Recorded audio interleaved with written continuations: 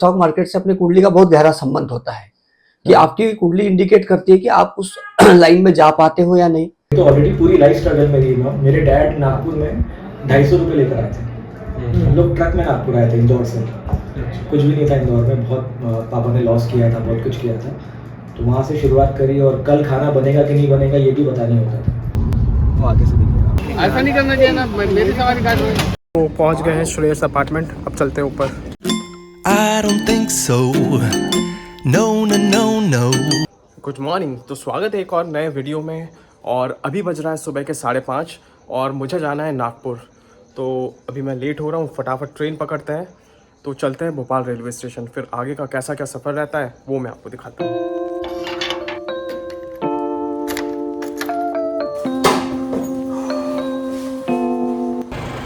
तो फटाफट अब पहुंचते हैं पहले ऑफिस। वहाँ पर अभिषेक मुझे मिलने वाला है, तो अभिषेक मिल जाए और फिर वहाँ से हम लोग निकलेंगे ऑटो पे स्टेशन के लिए। तो बाइक यहाँ पर पार्क करके और अभिषेक ऑटो लेकर आ गया है। अब फटाफट स्टेशन पहुँचना है। ट्रेन आनी थी 3:30 बजे, लेकिन लेट हो गई तो उसी चक्कर में हम लोग भी लेट हो गए। अभी 5:30 बज रहा है, अब ट्रेन बस पहुँचने वाली है, जल्दी जल्दी पहुँचते हैं। तो पहुँच गया हूँ मैं भोपाल स्टेशन। तो स्टेशन तो पहुँच गए, अब कुछ पहले नाश्ता ले लेते हैं फटाफट। पोहा, हाँ ठीक है, भागना होगा फटाफट क्योंकि ट्रेन स्टेशन पर आ गई है। M7 आ गया ना, M7 ले लेना। M7 में है ना, M7। हाँ छोड़ो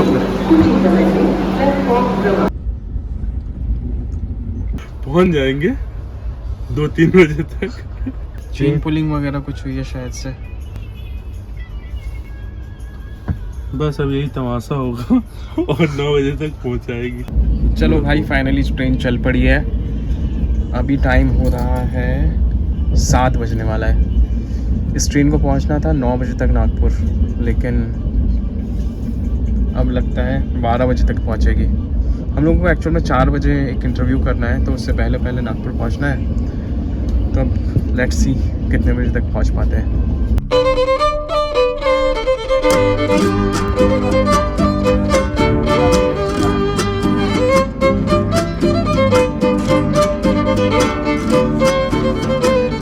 तो ये है इटारसी स्टेशन और यहाँ से कुछ खाने पीने के लिए मैंने ले लिया है चिप्स, क्योंकि मेरी ट्रेन जो पहुँचने वाली है वो पहुँचेगी 12 बजे।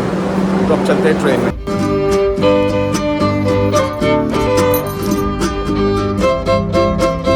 बैठे बैठे हम लोग जेसीबी की खुदाई देख रहे हैं क्योंकि ट्रेन तो चलने से रही।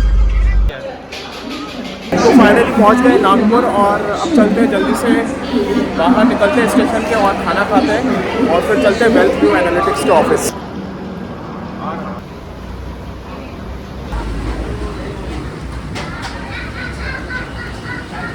तो खाना खा लिया है और तैयार भी यहीं पर ही हो गए। अब चलते हैं धर्मपेट, जहाँ पर हमें इंटरव्यू करना है। ऐसा नहीं करना चाहिए ना, मेरी सवारी काट रही है। अरे मेरी गलती क्या नहीं है, तो चलो बोल रहा। हमारी बात कंप्लीट होने, अरे होने की थी ना बात, मैं हावी बोल रहा हूँ तो चलो करते। चलो आज मेरे से बात कर रहे हैं, आपने पहले जो बात हुई वही बात करो ना। चलो भैया आप चलो, वही बात करनी है। कोई बात नहीं, चलो चलो। ऐसा नहीं करना चाहिए यार। अरे मैं बात कर ही रहा था ना, मैंने हवा बोल दिया। ये वाला ऑटो ले लिया है, देखो श्रेयस अपार्टमेंट।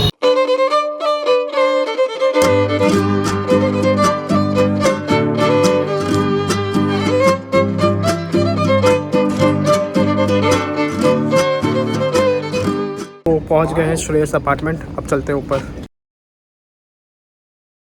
तो ऑलरेडी पूरी लाइफ स्ट्रगल मेरी ना, मेरे डैड नागपुर में 250 रुपये लेकर आए थे। हम लोग ट्रक में नागपुर आए थे इंदौर से। कुछ भी नहीं था इंदौर में, बहुत पापा ने लॉस किया था, बहुत कुछ किया था। तो वहाँ से शुरुआत करी और कल खाना बनेगा कि नहीं बनेगा ये भी पता नहीं होता था। इतना ख़राब टाइम आ गया था कि मैंने सब कुछ गिव अप कर दिया था। मतलब अब नहीं होगा मुझसे, और मैं कहीं जाता नहीं था, किसी से मिलता नहीं था, बहुत लोगों से कट गया था कि सब लाइफ में अच्छा कर रहे थे लेकिन मेरा कुछ नहीं हो रहा था। तो उस समय मेरे फ्रेंड ने मुझे संदीप माहेश्वरी की वीडियोस बताए कि संदीप माहेश्वरी को सुना करो। मैंने संदीप माहेश्वरी को सुना, तो उनकी एक वीडियो की टैगलाइन है आसान है। तो मैंने बोला यार ये बंदा तो अलग ही है, इसने टैगलाइन ही इतनी आसान बना दी। उनका कहना है कि हर चीज़ आसान है, तो वो कहीं ना कहीं मेरे दिल पर टच हुई बोला, और वो बंदे भी सही है, मुझे काफ़ी पसंद है। तो मैंने क्या किया, फैन में जैसे भी फैन है उसमें 3 ब्लेड्स है, उस पर लिख दिया आसान। अब मैं सोया हूँ तो मुझे घूम रहा तो आसान है दिख रहा है, तो मोटिवेशन ठीक है। अब मोबाइल है, मोबाइल में अलार्म लगा दिया, हर 2 घंटे में बज रहा है आसान है। तो एक टेक्निक्स बनाई मैंने, घर में पूरे चार्ट्स लगा दिए, पूरे रूम में, कुछ फोटो भी शेयर करूंगा आपसे, पूरे रूम में चार्ट्स बने, 5 बजे उठना है, 6 बजे ये करना है, 8 बजे ये करना है, पूरी लाइफ को सेट किया। तो क्या वो डिसिप्लिन आया, और उन्होंने बोला आसान है, तो मुझे लगा शेयर मार्केट भी तो आसान है, इसको डिकोड क्यों नहीं कर सकते।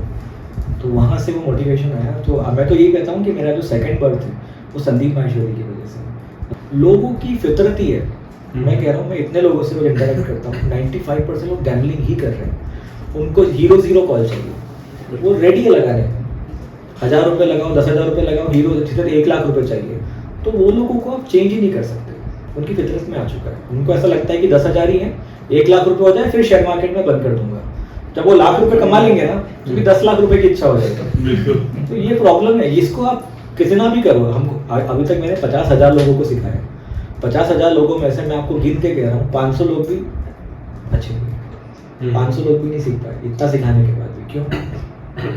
लालच, ग्रीड, कॉन्फिडेंस, इतने सारे फैक्टर हैं लोगों को डुबा देते हैं।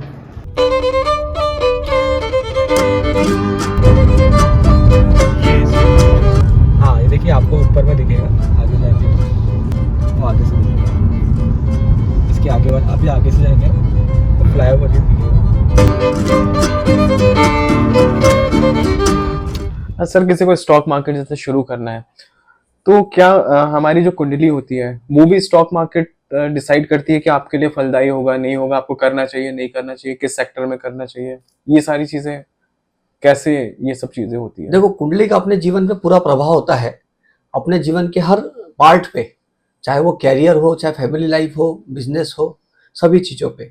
तो स्टॉक मार्केट से, शेयर मार्केट, स्टॉक मार्केट से अपनी कुंडली का बहुत गहरा संबंध होता है कि आपकी कुंडली इंडिकेट करती है कि आप उस लाइन में जा पाते हो या नहीं, जाना है कि नहीं जाना है, जाना है तो किस सेक्टर में जाना है, और आपको इंट्राडे करना है या शॉर्ट टर्म करना है, लॉन्ग टर्म करना है, ये चीज़ें उसमें आती है। तो कुंडली के ग्रहों से अपने को डिटेल में जानकारी मिलती है कि हर किसी के कुंडली के ग्रहों के एनालिसिस से अपने को पता चलता है कि उसने शेयर मार्केट में किस तरीके से कार्य करना चाहिए। ऐसा है। तो कोई अगर स्टॉक मार्केट शुरू करने जा रहा है तो वो अपनी कुंडली उसको दिखवाना चाहिए पहले से ही कि वो, ताकि उसको पता चल जाए कि हाँ उसके लिए सही रहेगा या नहीं, या अगर सही नहीं है तो क्या ऐसा कुछ उपाय भी होते हैं कि जिनसे हम लोग? जी हाँ, कुंडली के कुछ ग्रह ऐसे होते हैं कि जो स्टॉक मार्केट के लिए फेवरेबल होते हैं, जैसे राहु हो गया, बुध हो गया। तो ये देखना पड़ता है कि भाई अच्छे हैं कि नहीं है, और नहीं है तो उन्होंने किसी अच्छे ज्योतिष से कुंडली का एनालिसिस कराना चाहिए, और उसकी रेमेडी होती है, फिर पूजा पाठ से होता है, कुछ दान धर्म से होता है, और कुछ अपना रत्नों से होता है। तो वैसे कुछ उपाय करके अपने कुंडली को अपन ग्रहों को बलवान कर सकते हैं और स्टॉक मार्केट के फेवरेबल कर सकते हैं। और कौन से सेक्टर में जाना है वो उसके कुंडली के ग्रहों के हिसाब से उसको सेक्टर भी अपन गाइड कर सकते हैं। तो कौन से वाले ग्रह जो होते हैं जो हमें स्टॉक मार्केट के लिए जिसकी कुंडली को अच्छा माना जाता है? देखो, कुंडली में क्या होता है कि धन स्थान और कर्म स्थान बड़ा पावरफुल होना, और ऐसे कुछ ग्रह होते हैं जो अनएक्सपेक्टेड पैसा देते हैं, तो वो ग्रह होते हैं राहु, जैसे राहु हो गया, बुध हो गया, ये अनएक्सपेक्टेड पैसा देते हैं। तो ये 2-3 ग्रहों का बड़ा स्ट्रांग होना जरूरी है। शनि भी एक उसमें मानेंगे अपन, पर राहु और बुध का स्ट्रांग होना बहुत जरूरी रहता है। तो उससे शेयर मार्केट सूट होता है कि नहीं होता, कम मेहनत में पैसा बोलो, इजी मनी बोलो, ये उसके कुंडली से अपने को इंडिकेट होते हैं। तो ये ग्रह अगर अच्छे रहे तो बहुत फर्क पड़ता है। और कलयुग में वैसे भी राहु का बहुत प्रभाव है, तो कम सडनली जो फायदा ग्रह इफेक्ट देते हैं वो है राहु। अनएक्सपेक्टेड, कम समय में बहुत तेजी से फायदा देने वाला जो ग्रह है वो राहु है। और शेयर मार्केट भी ऐसा है कि मिनटों और सेकंड में चलने वाला है, पल पल में उसमें परिवर्तन होते रहते हैं। तो ये 2-3 ग्रह अपने अच्छे रहे तो काफी फर्क पड़ता है।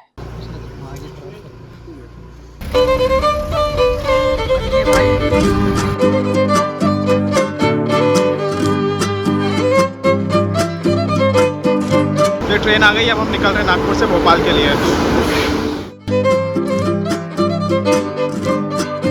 रात के 2 बज रहे हैं और मैं पहुंच गया और रानी कमलापति स्टेशन। अब चलते हैं ऑफिस, वहां से बाइक उठाते हैं और फिर पहुंचेंगे घर। मैं ऑफिस तो पहुंच गया था, अब बाइक भी उठा ली है और अब निकल गया हूँ घर के लिए। तो इस ब्लॉग को यहीं पर ही एंड करते हैं। अगर ब्लॉग पसंद आया तो प्लीज़ लाइक और सब्सक्राइब कर दीजिएगा। मिलते हैं अगले वीडियो में। Good night.